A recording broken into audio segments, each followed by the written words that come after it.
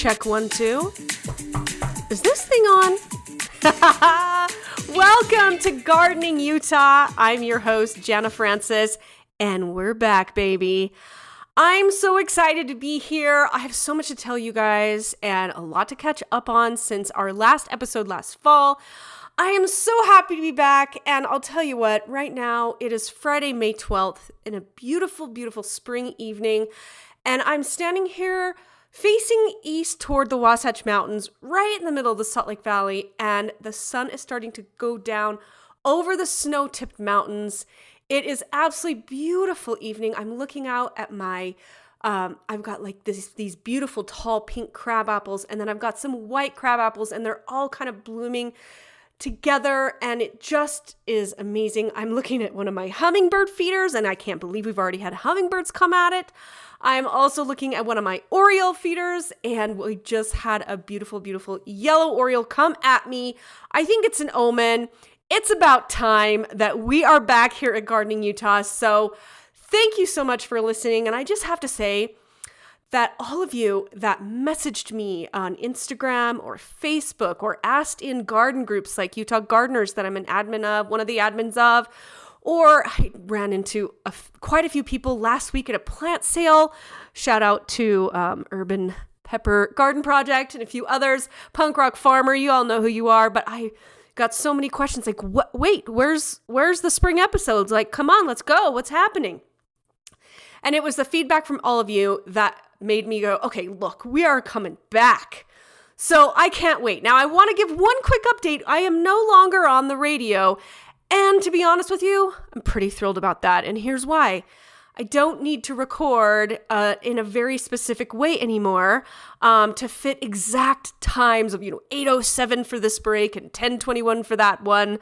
And, it's kind of difficult when you're recording a guest. And then, of course, when you're editing to make it exact. Podcasting and radio are two very different things. And to make them do both is difficult. And I did it. I did it, baby, for 79 shows over the course of 3 years. And now I get to really just focus on creating an amazing podcast. And I'm really happy about that because it's going to be easier on the guests. It's going to take me at least an hour and a half to 2 hours less to edit, just to hit like right on the money for a very specific second so that, radio obviously needs to go into commercial breaks. Well, guess what? We don't need to do that on a podcast. So anyway, pretty stoked about that. All right. So I'm so happy to be back. And we have so much catching up to do, and I'm just going to jump right in, okay? So the funniest thing happened. I don't think I talked about this in some of my last episodes last fall. I know that the last one I did was episode 79 with my good buddy Cameron Alcott, and I don't think we talked about this. So I just wanted to humble brag just a little bit. So y'all are listening to right now the 2022 State Fair winner of Best Exhibit in Horticulture, okay? Just a little humble brag. I'm doing that as a total joke, but it's actually true, okay? And I'm just as shocked as anybody. So here's the story, and I have a couple shout outs. Okay, so I believe I had just finished editing an episode of the show last fall, like August, September, I don't even remember when. And I'm one of the admins of Utah Gardeners Facebook group, and I happened to get a message, and somebody had said, hey, the State Fair only has the next hour to accept vegetable and fruit exhibits. So get on down here. There's 1 hour left to submit your stuff. And I was like, I had never in my entire life thought of entering the State Fair. So I didn't grow all summer last year to think, oh, this is gonna win the State Fair. Nothing like that. I don't even use fertilizer in my, anything non-organic. I mean, of course, compost and stuff, but I don't use Miracle Grow or whatever else. Just because I like to just, keep it real. Personal choice. That being said, I read this and it was like, yeah, 6 o'clock is the deadline. I looked down at my watch. And by the way, if you didn't know this about me already, I'm a very sporadic person, or spontaneous. I can just get an idea and it's like, boom, let's do it. And it might not seem like I'm going to make it in time, but I try anyway. So I looked down at my watch and it was like 5:32. And I thought, oh my gosh, I'm like a hot 20 minutes away from the state fair in downtown Salt Lake. And well, even in like North Salt Lake. So I'm like, I don't know if I'll make it, but I had this very particular butternut squash variety. So it's like a butternut squash, but think about it as like a really, really long trombone that happened to like get shaped into this, it looked like a swan just because of the way it was hanging. So it's called a rampicante squash. So it's like an Italian trombone, I think. And again, I got them from rareseeds.com. Shout out to my friends at Baker Creek. And it's just seed packet I've had for years. And every year I plant one plant because what am I going to do with, 200 rampicante squash? So what I love about this particular squash is that you can cut it when it is more of a summer squash, like a zucchini. You can cut it when it's, newish. Or you can let it go and it ripens literally into what looks like a butternut squash, just really gigantic and long and it has kind of a funky shape sometimes depending on how it grows and like its conditions around it. Anyway, you can see exactly what it looks like on my Instagram for Gardening Utah. And you can kind of see the whole reel that I made that kind of outlines the story. But anyway, so I was like, you know what? Never done that before. I have 28 minutes. Let's see if I can run outside, put my chickens away, cut the squash, wash the squash, jump in my truck, and race on down and see what happens. Well, fast forward, I made it. With literally, I'm not kidding you, I pulled in, it was 5:59. I'm sweating. I couldn't find where to go once I got there either. I was like, oh my gosh, where do I drive? And then I remembered, okay, I don't know if we're able to go to that building, but I know where the fruits and veggies are because I freaking love that exhibit at the state fair. Okay, so I get there. I grab my massive squash. Actually, to be honest with you, I grabbed two squashes. I grabbed one of my, like I said, I grabbed the rampicante and I also grabbed another squash it's called Yugoslavian finger fruit or space chip squash, as some like to call it. And it was just this beautiful cream colored, and you'll see that in my Instagram as well if you want to check it out there. And I'll put a link in the episode notes to the reel. Okay. I go running in. I'm sweating. I'm in a tank top and short shorts. Probably should have changed, but didn't have time. And I get there and there's a line of about 4 people and it's 6:00, right? They shut the door. I'm inside, the door's shut. And I'm in line. And there's one other person that comes up behind me that had kind of been walking around. So I get to the top. I'm like, oh, hey, how do I enter? I've never done this before. And she's like, okay, you got to do this, fill this out, and then pay your fees. And I'm like, oh, how can I pay you? Do you have an Apple Tap to pay? Of course, the state fair does not have tap to pay on your phone. I just never carry cash. It's just who I am. I don't even carry a credit card. It's just if you can't take my Apple phone and use Apple Wallet, you're just not getting my money. Unless I have a credit card in my car, but I do not carry a purse, nothing. Like I am light as a feather. So I was like, oh no. Well, I don't have a way to pay you. Well, hold on. Let me go and run my truck and see if I have an emergency credit card. So fast forward, I do not. And I come back out. Oh, actually, no, I think she said we don't take credit card. And I thought, well, I've got to have. I'm like, how much is it? She's like, $2 per exhibit. I'm like, I've got to have $4 in quarters or something. So I ran out to my truck, didn't have it. I come running back in. I'm like, I'm so sorry. Okay, I'll get out of line. And I was like super bummed, but I'm like, okay, well, I didn't realize it. It was just a last minute thing. And this lady taps me on the shoulder. She goes, excuse me, ma'am. I'm like, yes. She's like, I'll pay your fees. And I'm like, oh, no. You do not need to do that. Totally not necessary. She's like, no, I totally will. It's $4 whole. And then she turns around, honey, do you have $4 to give to this lady? I'm like, no way. I was so horrified. But at the same time, I'm like, let the people be nice. And so I asked her name. Shout out Lanny. I did not ask her for her last name. And even if I did, I wouldn't say it on the show just for privacy. But look, Lanny, I won. And thank you. Okay. My husband makes so much fun of me because it was literally when I found out I won. It was like such a freaking shock. Now, when I say I won, keep in mind, you walk through that building and it's amazing. Every beautiful fruit and vegetable variety is there, and and there's varieties of winners in every category. But apparently my Rompicante squash, my Italian butternut squash, won best exhibit for horticulture.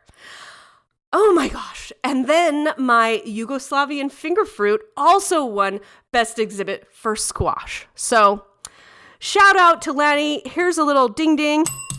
Thank you so much. And for paying my $4. And look, everybody, be sporadic, right? Be spontaneous, be ready to freaking go. Okay, so here's the fast forward story. So the state fair had gone on for 2 or 3 days. And someone said, I might have seen, what did you enter? I swore I saw your name on a table with a ribbon. I was like, no, there's no way. And they're like, no, I kind of think, but no, maybe I was wrong. I'm like, okay, was it a squash? No, I don't think it was a squash. I'm like, bummer. Okay, whatever. And so my husband and I and my daughter and my foreign exchange daughter, we go to the state fair. We walk in the room and I'm kind of looking around and I didn't see it anywhere and I wasn't sure where they put it. And then I see my husband and my girls kind of like their eyes just kind of popped open and they look over at me. So they were fully ready to catch my reaction. And I look over at them and I kind of look at the table and I'm like, wait, that's my squash. Because by the way, it was freaking massive. And there is a big old, I'm looking at it right now, this big old purple and white ribbon around it. I'm like, no freaking ways. I go running up to it and I stand there over it, just glaring at this beauty. Couldn't believe it. Anyway, I know I'm nerdy, but guess what? It was a surprise. It was a shock. It was one of those spontaneous things. And I just couldn't believe it. Anyway, so there's my story. So for a week, when my husband, would ask a question or something, I'm like, State Fair winner 2022 horticulture. Anyway, okay. All right. There you have it. Kind of funny. So now you all know that, when you listen, you're listening to a State Fair winner. I hope you know I'm kidding. I'm actually pretty excited because now I can be more of myself on the show because I don't need to worry about the radio. So it's hey, we're just joking around and having fun, right? Okay, so then we enter literally the craziest winter on earth.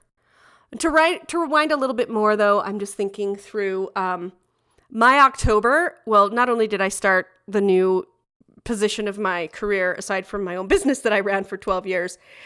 So yeah, in October, I started this crazy job, which is really, really fun, but very demanding.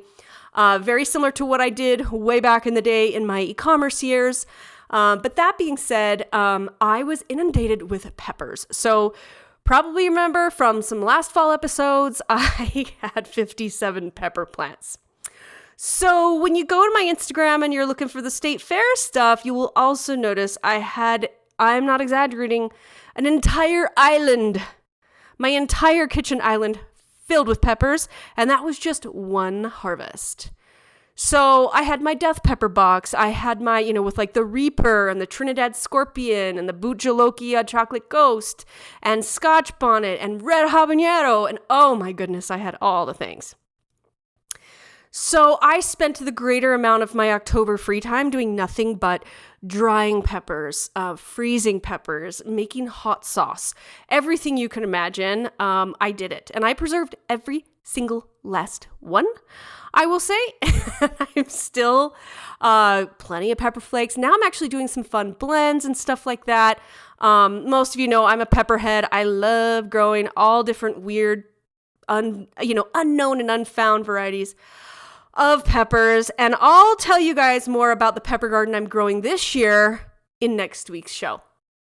Okay. All right. Anyway, craziest winter ever. Can we just talk about that? And one of the things that was really meant a lot to me was quite a few of you were messaging me on Instagram recently just asking Jana, we know you're on the river. How's it going? And then I'm thinking back like, oh my gosh, yeah, these people know that I live right on the river and they know that there's a lot of, flood warnings all over the state of Utah. I mean, honestly, my past episodes were nothing but drought this, drought that, save this, conserve that. And by the way, we still need to and should. And that's a different story and a different episode that I'll probably have Cynthia B on to talk about. But that being said, we got a lot of water and we're in a challenge right now to make sure we get that water to the places we need it to go so that we can use it and save it. And I live right on one of those main waterways headed to the Great Salt Lake. So let's just put it this way. My garden, as you know, is quite large. The property spans about an acre because I do have 2.5 acres next to one another. And so, it's not like you're just going to Murray Park and loading up 10 sandbags and call it good. Oh, no. My dear husband, I'm not exaggerating, we have over 1,000 sandbags placed, ready to go. Now, as of now, Friday, May 12th, there is currently no danger in the spot that I am in. I am up slightly from the Little Cottonwood Creek confluence into the Jordan River, and that is a very good thing. However, if that bad boy backs up, and or Utah Lake gets filled and it comes roaring down, we just don't know. But the good news is this. The difference in now this year between, let's say, 1983, when everybody's comparing this to. First of all, 1982 on its own was a massive winter that filled our reservoirs. Then 1983 comes along and is the same. And also, then it's starting to pour over. So now and that's when obviously State Street turned into a river because of needing to drain Mountaindale, I believe is what happened. But that being said, now we have Little Dell. Now we have Jordanelle. Things we didn't have back then. And I could go on, and that's definitely not, I'm not the right spokesperson for all of the improvements that have happened in that massive span of years, but there have been quite a bit of improvements, and it is a very different year, and the way it has, warmed up this spring, because they did say what we needed to happen is get warm to give just a little bit of runoff and then cool again, and then warm again and then cool again. I mean, trust me, I've been watching this like a hawk because I'm telling you, March through the end of April, nervous wreck, hard time sleeping at night, just a constant feeling of like this, like the earthquake is going to hit again, but you just don't know exactly when. So you're just kind of walking around on eggshells. But all I could do was prepare, and we did prepare, and we are quote unquote ready. I'm going to knock on some wood here. Actually, it's not wood. It's my stand desk that's glass. But I will tell you this. I feel so lucky so far. I know that other places in Utah have not been lucky. And trust me, I've been watching your stories and I am feeling for you. And so far, so good. And I just want to give a massive shout out. And you know what? I'm going to bake some sourdough bread for the amazing workers that are on the reservoirs, just maintaining that flow. Because what we have this year that we did not have in 82 and 83 is capacity. Our reservoirs, fortunately or unfortunately, were pretty darn near at the bottom last year. They were low. So again, I shouldn't be speaking on behalf of like the state's water control, but these are just the things I've learned. I'm telling you as my own personal perspective, that I feel like in most cases when Utah can be on it, Utah has been on it. And I know other places where obviously they couldn't because it too fast, too much, too soon. But wow. And wow, Great Salt Lake. Hello. It's such a relief to know that, it's raised by 4 feet. Come on. And I know that there's a lot more involved with that, but wow, incredible. So this year, we're definitely going to be talking about water conservation, but not with the desperate feel that it's had the last 2 to 3 years, right? Because it was really, I'm not going to lie, it's kind of scary when I'm recording this show with guests just kind of saying like, we really need to, like last year, having an episode on how to brown out your lawn in the month of July so that you don't waste water. And granted, we still probably can and should do those when it makes sense because this may not happen, right? Again, I am not a water conservation specialist, but we have a lot of good friends that have been on the show, and we're definitely going to have them on. So you know, when you're out shopping for like pebbles or stone or brick or something that you need to do a beautiful project in your backyard, but you're just not really sure what the project's going to entail, how many supplies you need, how big, how small, how you should put it down, and all of those things, and you really don't get the help you need when you're going to maybe a big box store. Well, let me tell you about a little party that you can join. So, American Stone in Salt Lake, Sunset, and Heber is doing just that. They're having a Memorial Day weekend party, which starts on Saturday, May 27th. So listen, they are the place you're going to want to go if you really need help with the expertise and the consulting and the guidance. A local place that can give you real advice about exactly what to do. Now, you can go to american-stone.com and you can let them know what your project entails, and you can get started on your backyard oasis today. So, american-stone.com, the weekend of Memorial Day, they are going to be having special deals and prizes all weekend. And they can help set you up with exactly what you need.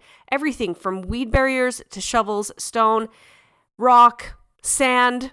I recently got sand from there. A, to fill sandbags.